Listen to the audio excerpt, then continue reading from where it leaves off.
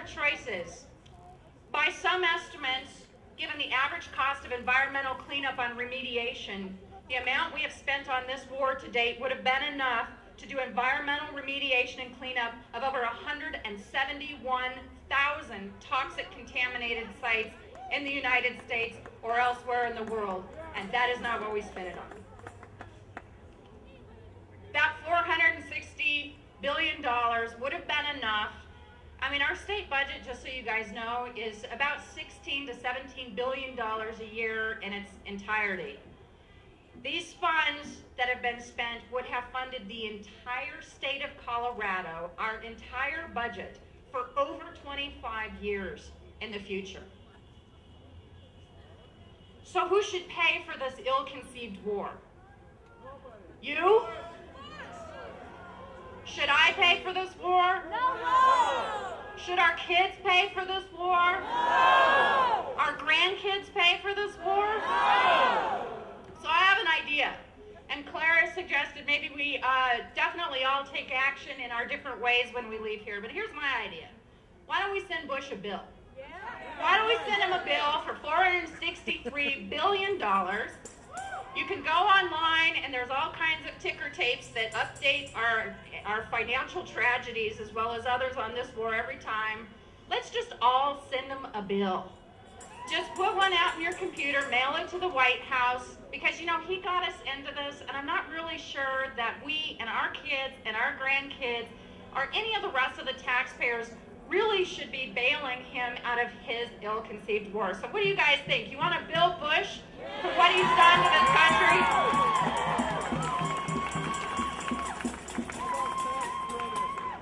Finances are just the tip of the iceberg because in some ways it's easier to talk money.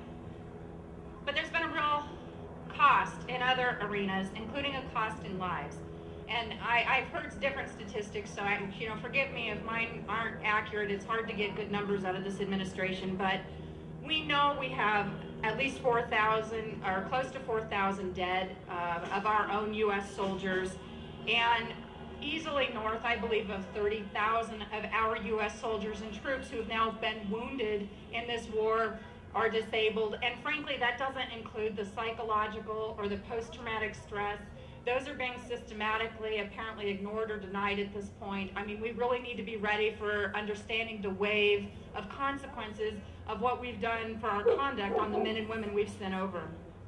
We have at least 250,000 Iraqi civilians that are estimated to be dead.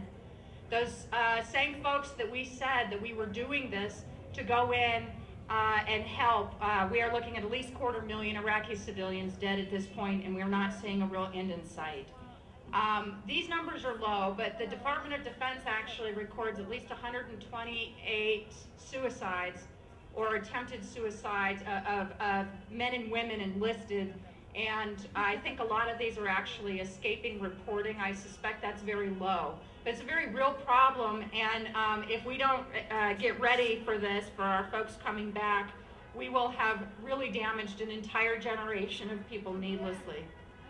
So, our moral values, let's just talk about what the cost of our moral values and our integrity of this country. We've gone over some of the numbers, but what is the price we are willing to pay for torture? Zero. And how much is having a democracy free of torture worth to us? How much is it worth to put an end to human rights violations in this country and around the world? How can you put a price on devastated and separated families who miss holidays and birthdays and birth of their children and deaths and retirement and every other significant human landmark? How much is it worth to our international credibility, which is going to be a long time in trying to repair? How much is it worth to our credibility for having turned us into a colonial occupying force? For the death of diplomacy in this country, for the loss of due process for the citizens of the United States of America that have been obliterated as an excuse during this war. What What is the cost of government secrecy and losing all the transparency to your government of the United States of America? Meanwhile, your lives are being spied on with unprecedented domestic surveillance in the name of carrying this out. We have, as you know, further destabilized the Middle East, and in the process have actually made the United States a bigger military target and a bigger target for terrorism than we ever were before. So here's something I want to say to our troops and soldiers who are serving or who have served.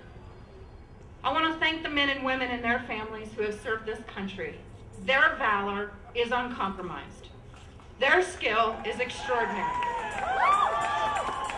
But I apologize from the bottom of my heart that the leaders of this country have put them in harm's way out of arrogance, hubris, ignorance, oil mongering, and war profiteering.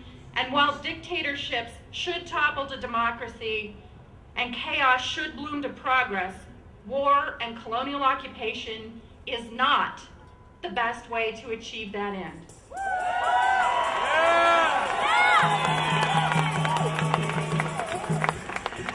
The cost of this war has barely touched the surface, and the hidden costs will span and scar generations. And ignore it, we do at our own peril. We owe all the support we have and everything we can do to the men and women as they come back. But the number one thing we can do today to support the men and women that are over there, our generations and future generations, is to demand an end to the war in Iraq now. Bring our troops home now. Thank you. Please join me in welcoming Claire back, and thank you for being at the rally.